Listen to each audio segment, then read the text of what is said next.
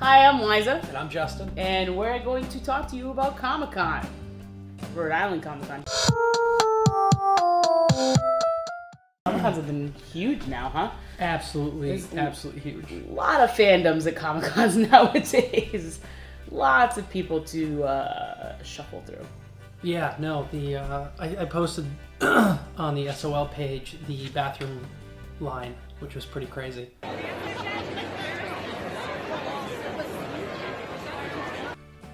don't know if you saw that. I did see it. That was a bathroom line? Yeah. I thought that was just a line to shuffle through Comic-Con. I didn't realize people were waiting in line. Look, how genuine is that response to me right now? Why? Because it obviously wasn't the bathroom line. Oh, was it? Oh! I really thought it was the bathroom line. Oh, see, I don't get your humor sometimes. It doesn't come across to me very well. I'm pretty good with dry humor, but that wasn't really a good delivery on his part because it seemed pretty serious what you were saying. But anyways, okay, it wasn't the bathroom line. Oh, no, it was not. No. Well, so I'll tell you, I'm a huge Doctor Who fan, and you'll learn that very quickly about me. There's some fandoms that We'll do a tour of our house.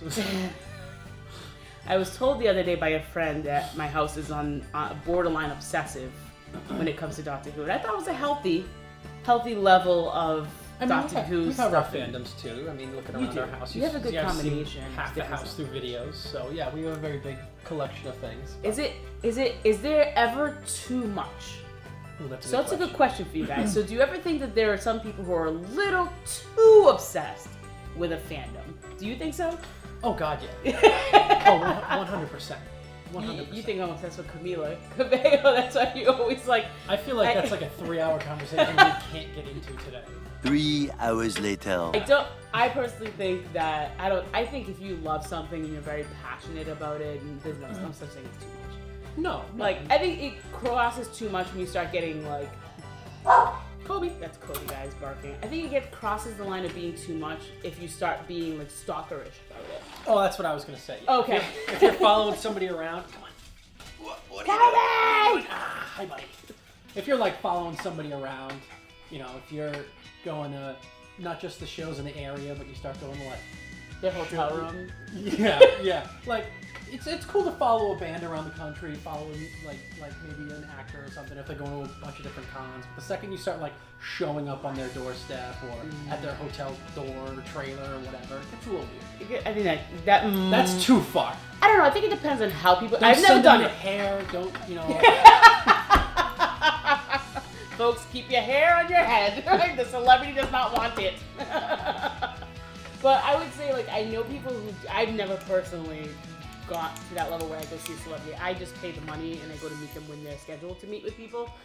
But there are some people that I know that would go and meet up with a celebrity at a hotel that they know the celebrity's staying at, or even if they know the celebrity's traveling at a certain day, they'll go to the airport. Yes, I've seen. I don't personally know people, but I've seen it through all the fandoms that I kind of am a part of, because I do have a few things that I'm a big fan of. What I was going to bring up with you is something that I have, one of my qualms about Comic-Cons is, especially ones that have very thin aisles between all the different vendors. Okay. I really can't stand when there's no room to walk in the aisles. And I get that that's a Comic-Con, that's how they usually all are, there's not a lot of space. But I feel like a lot of times what happens is people congregate at the sales tables, and some of these tables are very small. It's not like there's that much on there to look at. And they spend so much time trying to figure out what they want. And at that point, I'm like, you need to have a time limit before you need to exit the row so that people can walk. or if people want to get to the table to look at stuff, I don't want to have to circle around the entire con to come back to this table because I couldn't look at it because you were taking 10 minutes to figure out what you want. At that point, you must have it committed to memory, take a stroll, think about it in your head, come back and make the purchase after about 10 minutes. Is that reasonable? What? I'm still waiting for him to defend something. You're just gonna laugh and not defend it. No, I might just laugh and not defend it. Is that what your solution is gonna be? I'm just gonna laugh at it because I think it's ridiculous, but okay. But you can't tell me why you think it's ridiculous. So I can. You think it's fair for people to hold up a store? I don't think so. My problem has always been the people who just, so doing the cosplay stuff, you have people who want to take your photo, and they'll stop in the middle of the aisle.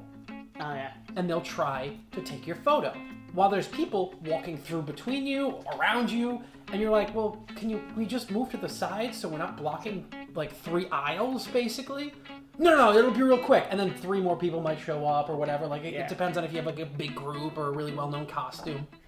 And it's just one of those things where you're like, dude, common courtesy indicates that you do not block an entire aisle because you want a photo. You deal with that a lot because your cosplays are usually like really nicely detailed. Like you should put some. We'll make sure to include some clips in here. I'll throw some up of me and my friends just kind of doing cosplay stuff. Yeah, we have some amazing cosplay. But you know, when we get photos taken of us, we always try to pull people to the side because, well, one, we've been going to these for a long time now. We've been going to Comic-Cons for, God, like 10 years, 11 years, something like that. Which really, in the grand scheme of things, isn't that long. But I mean, that's like a third of my life. Whoever's taking a picture of us, like, come to the side with us, right over here, maybe against this wall, or perpendicular to the aisle, so we're not blocking the aisle with your photo. Really, you perpendicular was the word that you were like, oh, look at him using big words. I was pointing it out. Perpendicular. Like, perpendicular. It's linear. On the opposite of that, though, I'm going to point out those people who are kind of like a little rude, and they expect you to walk at the pace of like a marathon runner at a Comic-Con because they're in a rush to be somewhere, so it's like you need to be in a rush as well, and I think that that's unfair. In the blocking sense, I agree with that, but there's also those people like when you're just strolling, like, you know, you're not blocking the aisle, you're walking, but you're walking at a pace because you're kind of absorbing the scenery and stuff, and then this person's like right up your heel because they're just like, I need to move and you're in my way, and it's like, well, I paid to be here and I'm gonna experience the whole thing. Why would I sit here and run because you're in a rush? But you can't. You can just say, step excuse to one me. side or the other, or you well, just no, don't because know they're there, because the people blocking the aisles from the stores on the side. I mean, there's no room to move. If you wanted to, you can't. So you want a much more. I want wider aisles. I'm just gonna Wider say it. aisles? I want wider aisles. Okay. Let's work on that. So they widen the aisles and they cut out basically like an entire group of people who want booths. No, time box them. So same width of aisles, but you want somebody at each booth. No, I like both. I like move both. along. Wider aisles. You want it to time both. box. Okay. I want everything. I mean, because that con is already pretty crowded. It does the very entire crowded. Convention Center and the Dunk Center on both. And it's already still getting packed. And down. Back when I was first doing some of these, it was like, oh, that's the Oompa Loompa from Willy Wonka and the Chocolate Factory. He also happened to be in all these other things. Or, oh, look, it's the Boondock Saints. Now, I mean, Norman Reedus, I have I think his signature downstairs. I think I might have paid like $20 for it. Yeah, when you got him originally. Now it's not even close to that. Now it's like 120 or something like that just to meet him. Yeah. Like it's crazy. That's true. So maybe the caliber of art celebrities have changed. I think it's probably my first professional photo op with somebody. I don't think I've ever Who done was it it, Justin? It was Alan Tudyk. Yeah, and I had him sign my dinosaurs. Oh, that's awesome. I will put my wash cosplay Let's up. talk it's about... not great, but it's You did a gouache cosplay, but there's one in I've done it for particular that years. you want to do, but you just can't do it because...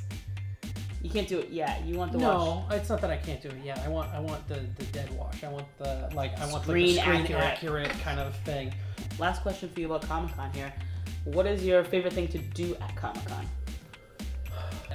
I've always had a great time just randomly meeting celebrities. Okay. Celebrity stuff is... Yeah, I mean, there was one year where Stan Lee went to the Framingham one, Super Mega Fest, and just happened to be standing in front of me at one point. I was like, hi, Stan Lee. How's it going? It's different. It's different like the bigger ones where they have to always like get in costume before they go out. They're like trying to hide amongst the people.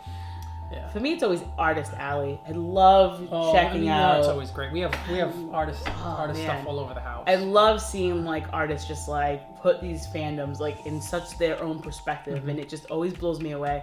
Like I've been looking for an Eccleston. That's the 9th Doctor for those who don't know, from Doctor Who. I've been working on a Doctor wall. So my Doctor wall is gonna have a photo of an art of each of the generations of the Doctor. But I want everyone to be a different artist, so they all have a different feel to them, but the feel has to be in line with the character of the Doctor, like who that Doctor was and how he kind of, he or she now, presented themselves. So it was hard for me to track down a really good Eccleston because he has a specific personality, I think, and it's hard to really depict that in some of the arts that I've seen of him. Finally found one, guys. I am so stoked about it. I'm actually going to post it on my Instagram. So if you want to check out my Instagram, check it out. And you can see the awesomeness. It's LizaT_SOL. Check it out. I'll post it out tonight, and then you guys can look at it. So, yeah, I'm going to have to take a look at that, because I want to know what you thought of it. I haven't seen that picture yet. So. Anywho, so we also have a fun thing that we did. We sent Tom into Comic-Con, and I went along with him to help out with the camera work that was necessary. Justin couldn't make it though, but it was. I was having my photo shoot. He was having his photo shoot with Alan too. We're like, all right, Justin, you can move along. Me and Tom will go do this though. But we were able to meet some great people out there and get the channel promoted a little bit. So we're hoping to get to do some more of those, and we're gonna put some stuff together for you guys to take a look at it as well. Yeah, it will be here. Tom, we got work to do. Get up. Hey, check us out. Good job. Keep working, Tom. You ever wonder what Ordinary's life's all about? Check us out on YouTube. We'll teach you how to be ordinary. Hey, everybody. Tom here with Liza. Liza. I didn't realize you were going to say my name, but okay, Tom. That's how he does it. We're here at Rhode Island Comic-Con. We're going to talk to some people on the streets. A line. It's a bathroom line. What's your name? Molly. What's your favorite YouTube channel? Yours. Yeah! Survivor Ordinary Life. What's your name? Rachel. Rachel, all right. What's your favorite part about Rhode Island Comic-Con so far? Probably meeting Gwendolyn Christie and seeing all the comics. You met Gwendolyn Christie. Yeah, I actually have her autograph on my website. All right. Ordinary Life. That's what you're on right now. Oh, excellent. It's just like Tom to run away from me. Moving a little too fast. Look. Where is he? Where is he even? There he is. Far away. Always ahead of the game. Tom, you're going to do the Scooby snacks. He's actually eating a milk bone, though. Party on. Creative, Tom. That was creative. I did. You gave him a car. You going to check us out? Yes, I will. I've told him about it 3 or 4 times. Like some other people.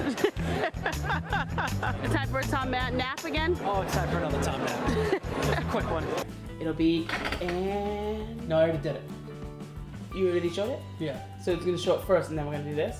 No. Oh, was that your No, intro to it? That was my intro to it. Oh, I and wanted now- to intro with it, too. And now all of this is going to be right after. Aw, I wanted to intro the video. So you're gonna be like, Right? and it's gonna start, and then it's gonna be me, and be like, and Yes, you're like, I exactly. did it already. Like, Exactly. no. Aw. And in We that should clip, have coordinated that a little bit better. Like we could have been like, and. So is that it? Yeah. Did we finish talking about Comic-Con? I have no clue what we were talking about. So the cool thing is, though, we did want to say that we've gotten such great response over this video that we're actually looking to do this every week for you guys. So if you have any topics you want us to discuss, feel free to let us know in the comments below. Otherwise, we'll keep picking them because we're pretty good at it apparently.